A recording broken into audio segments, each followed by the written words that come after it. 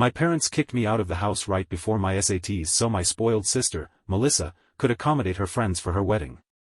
When I asked for help, Melissa told me I could go live on the streets. I couldn't believe the cruelty. Feeling powerless and enraged, I sent a message to her fiancé, Jack, explaining everything. Now, things have spiraled completely out of control because Jack has called off the wedding, and my entire family is blaming me for it.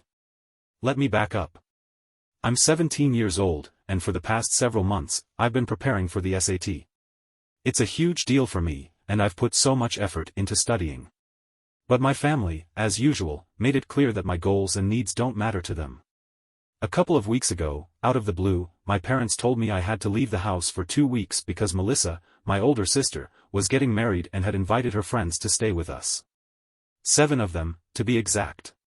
I didn't even know about this until the night before her friends were supposed to arrive, and my parents expected me to pack my things and vacate my room by the next evening. I was shocked. My room was the only space where I could study properly.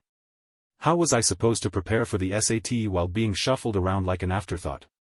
I asked them why Melissa's friends couldn't just stay at a hotel like all the other wedding guests.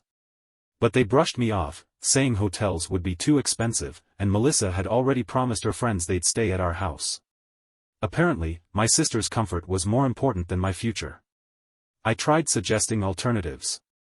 Why couldn't Melissa's friends sleep in the guest room or even in the living room? We had enough space to make it work without forcing me out. But my parents wouldn't hear it. They said it would be impolite to make her friends stay in the living room while I got to keep my room. Then they started lecturing me about how important it is to show hospitality to guests, even though these weren't my guests. I didn't even know they were coming. The double standard was glaring. Melissa wasn't offering to host her friends at her apartment, even though she and Jack had their own place. When I brought this up, my parents told me Melissa didn't want to add stress to her wedding by hosting people at her apartment. Their decision was final. I had to leave.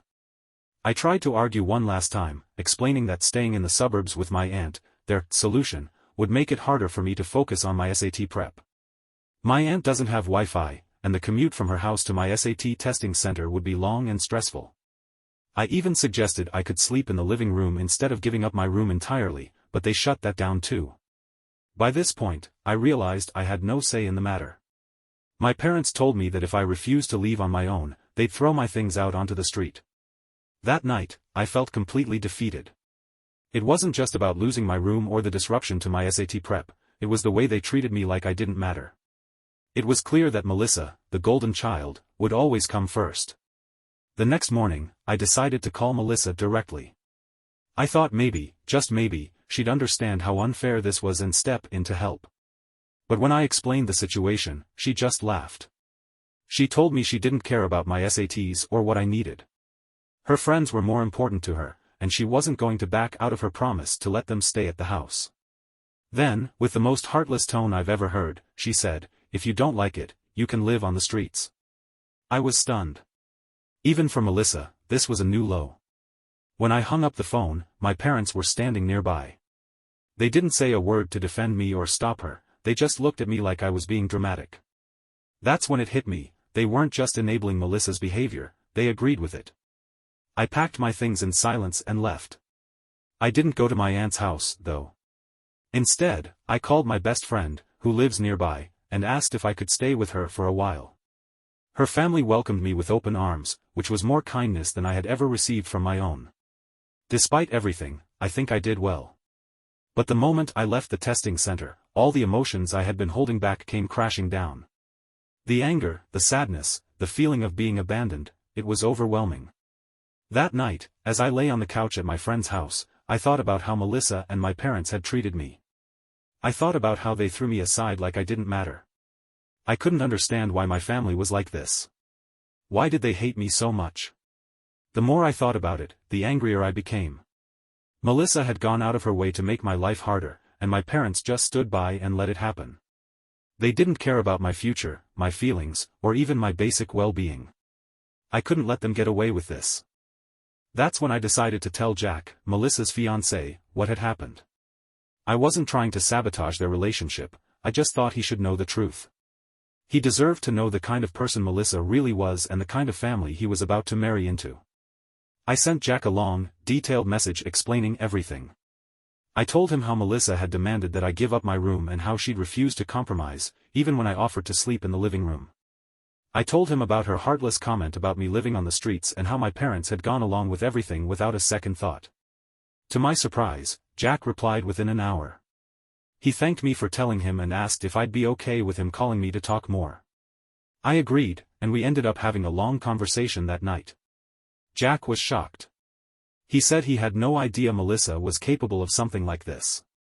He asked me if there was any way the situation could be resolved, but I told him the truth. My parents had made it clear that Melissa's happiness was more important to them than my education or well-being. By the time we hung up, Jack sounded conflicted. I didn't know what he was going to do, but I felt a small sense of relief knowing that someone outside of my family finally understood what I was going through. The next morning, my parents called me. Their voices were full of anger, and I could tell immediately that something had happened. "Do you have any idea what you've done?" my mother snapped. I asked her what she was talking about, and she told me that Jack had confronted Melissa about the message I sent him. They had gotten into a massive fight, and now Jack was saying he might call off the wedding. "You need to fix this," my father said. "Call Jack and tell him you were lying." I refused. I wasn't going to lie to protect Melissa's image, especially after everything she'd done to me. My parents were furious, but I didn't care. For once in my life, I stood up for myself. After I refused to lie to Jack, my parents completely lost it. They called me selfish, ungrateful, and vindictive. My mom even accused me of trying to ruin Melissa's life out of jealousy. But none of their insults fazed me anymore. They had already made it clear that I was nothing more than an afterthought to them, and at this point, I was done trying to win their approval. I told them exactly how I felt. "You're angry at me because I told Jack the truth. Maybe if you hadn't treated me like garbage, none of this would have happened. Melissa's problems are not my responsibility."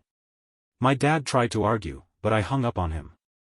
That night, I found out from my friend's mom, who's somewhat of a social butterfly and knows everything happening in town, that Jack had left Melissa's house and wasn't answering her calls. Apparently, after their fight, he'd packed a bag and gone to stay with a friend. Melissa was in full panic mode, calling everyone in his family to try to get him to come back, but he wasn't budging. My parents, meanwhile, were scrambling to contain the situation. They kept trying to contact me, but I ignored all their calls and texts. I wasn't going to let them guilt-trip me into cleaning up a mess they had created. The next day, I heard from Jack again. He texted me to say that he had spoken to Melissa one last time, and their conversation had only confirmed his doubts about marrying her. According to him, Melissa doubled down on her behavior and refused to admit she'd done anything wrong. She told Jack that I was exaggerating, and then she tried to blame me for ruining her wedding week. Jack told her that he couldn't marry someone who was incapable of taking accountability for their actions. He officially called off the wedding. When I read his message, I felt a mix of emotions. On one hand, I was glad Jack stood up for himself. He seemed like a decent guy, and he didn't deserve to be treated like that. But on the other hand, I knew that this would only make my parents hate me more. Sure enough, they showed up at my friend's house the next morning, demanding to see me. My friend's mom answered the door, and I could hear my parents' voices from the living room. They were livid, yelling about how I had ruined the family's reputation and how Melissa was devastated because of what I'd done. My friend's mom calmly told them that I didn't want to see them and that they needed to leave. "She's 17, my mom shouted. "She's still a child, and we're her parents.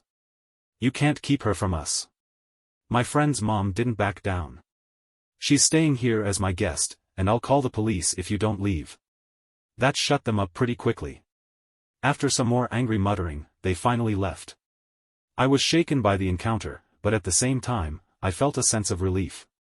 For once, I had people in my corner who weren't afraid to stand up to my parents. Update. Over the next few days, I learned more about what had happened between Jack and Melissa. Apparently, during their final conversation, Jack had tried to give her one last chance to explain herself. He asked her why she'd gone to such lengths to kick me out of the house, even knowing how important the SATs were to me. Melissa's response? "She's always been annoying. I didn't want her in the house while I was spending time with my friends. It would have ruined the vibe." When Jack suggested that her friends could have stayed at a hotel or split up between our house and their apartment, Melissa dismissed him. She said it was too much hassle to rearrange the plans she'd already made. By the end of their conversation, Jack realized that Melissa's selfishness wasn't just a one-time thing. It was part of who she was. He told her that he couldn't see himself building a life with someone who had so little compassion for others, and that was the end of it. Once news of the cancelled wedding spread, my parents went into full damage control mode. They told everyone that the wedding was postponed, not cancelled, and tried to make it seem like it was a mutual decision between Jack and Melissa. But of course, people started talking. Jack's family wasn't shy about sharing the real story with their friends, and soon enough, everyone knew that the wedding had been called off because of a fight. My parents and Melissa were furious with me, blaming me for the humiliation they were now facing. I was tempted to remind them that none of this would have happened if they just treated me with basic respect, but I decided it wasn't worth the energy. Instead, I focused on rebuilding my life. One of the first things I did was call my paternal grandparents and tell them everything. I've never been super close to them, but they've always been kind to me. I told them about how my parents kicked me out, how Melissa treated me, and how the entire family seemed to prioritize her over me. My grandparents were horrified. My grandmother kept apologizing, saying she couldn't believe her son, my father, had turned out to be so heartless. "We're coming to see you," my grandfather said. "We'll figure this out." They flew in at the end of the week and came straight to my friend's house to meet her parents and thank them for taking care of me. They also reassured me that they were going to handle the situation with my parents. That night, we all sat down and talked about what to do next. My grandparents suggested that I move in with them after high school and cut ties with my parents altogether. It sounded like a dream. When my grandparents confronted my parents, things escalated quickly. My parents refused to take any responsibility for their actions, insisting that I was the one who caused the entire situation by talking to Jack. At that point, my grandparents decided to take legal action. They offered my parents an ultimatum: either voluntarily sign away their parental rights, or face a custody battle. My parents chose the easier option and signed the paperwork. Hearing that my parents had given me up so easily was painful, but it also gave me a sense of closure. For years, I had felt like I didn't belong in my own family, and now I had proof that I was right. By the time my grandparents left, I felt like I was finally free. I had people who cared about me and a plan for the future. Melissa, on the other hand, was a mess. Her breakup with Jack had thrown her life into chaos, and she was now dealing with the fallout of her own selfishness. As for my parents, they were left to clean up the mess they had enabled. After my parents signed away their parental rights, my grandparents officially became my legal guardians. For the first time in my life, I felt like I could breathe. No more walking on eggshells around my family. No more worrying about being thrown aside for Melissa's sake. Even though I was relieved, I couldn't help but feel a twinge of sadness at how easily my parents let me go. They didn't fight for me. They didn't try to apologize or make amends. They just signed the papers and washed their hands of me, as if I'd never been their child in the first place. I tried to remind myself that this was a blessing in disguise. Their decision gave me the freedom to focus on myself, without their toxic presence holding me back. For now, I stayed with my best friend's family, but my grandparents reassured me they would take care of everything going forward. They arranged to pay for my living expenses while I stayed with my friend and promised that once I graduated from high school, I could move in with them permanently. My grandparents were incredible. They made sure I had everything I needed and constantly checked in on me to make sure I was doing okay. It felt strange at first, being cared for like that. I wasn't used to having adults in my life who genuinely prioritized my well-being. Living with my best friend and her family was also an eye-opener. Her parents treated me like one of their own, always asking if I needed anything or if I was comfortable. They even sat me down one evening to tell me that I didn't need to feel like a burden because they were happy to have me there. For the first time, I felt like I belonged somewhere. Meanwhile, things weren't going so well for Melissa. A few weeks after Jack called off the wedding, she and Jack posted a joint statement on social media saying they had mutually decided to postpone the wedding indefinitely. It was clear to everyone that it wasn't a mutual decision at all. Jack's family wasn't shy about sharing the real reason for the breakup, and word quickly spread that Melissa's selfish behavior was the cause. I later found out that the breakup wasn't just about what happened with me. Apparently, Melissa had been controlling and difficult ever since they got engaged, and Jack had been having doubts for a while. My situation just pushed him over the edge. Melissa's reputation took a huge hit. People who used to admire her started distancing themselves, and she lost a lot of the social clout she had worked so hard to build. After my grandparents gained custody of me, they took it upon themselves to inform the rest of the family about what had happened. For years, I had kept quiet about how my parents and Melissa treated me because I didn't think anyone would care. But now, the truth was out. To my surprise, several relatives reached out to check on me. Some of them apologized for not noticing what was going on sooner, while others offered their support and told me I could always reach out if I needed anything. It was bittersweet. On one hand, I was grateful for their kindness. On the other hand, I couldn't help but wonder where they had been all these years when I felt so alone. My maternal grandparents, who couldn't visit because of my grandmother's illness, were especially upset. They called me often, reassuring me that I was loved and that they were proud of me for standing up for myself. A few months later, my grandparents sat me down to discuss my future. They told me they were setting up a college fund for me and that I wouldn't have to worry about tuition or expenses. Hearing that was a huge weight off my shoulders. For years, I had been preparing myself to take out loans or work multiple jobs to pay for college. Knowing that my grandparents had my back made me feel like I could finally focus on my dreams. At the same time, I started seeing a therapist. My grandparents suggested it, and though I was hesitant at first, I quickly realized how much I needed it. Talking through my experiences helped me process the pain and anger I'd been carrying for so long. Through therapy, I began to let go of the resentment I felt toward my parents and Melissa.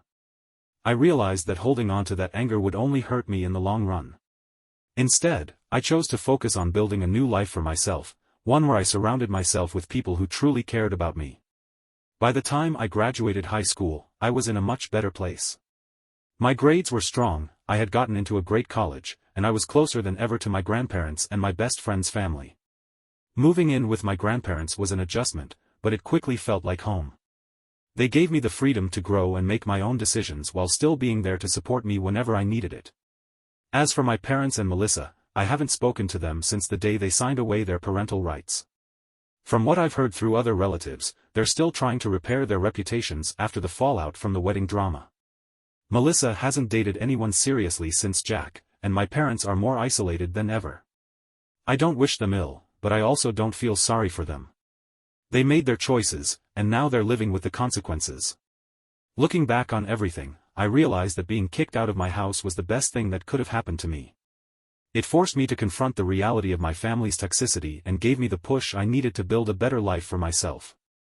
I'm surrounded by people who love and support me, my grandparents, my best friend, and her family. For the first time, I feel like I'm in control of my own destiny. Melissa and my parents may have tried to tear me down, but they didn't succeed. If anything, their actions only made me stronger. I still have a long way to go, but I'm excited for what the future holds.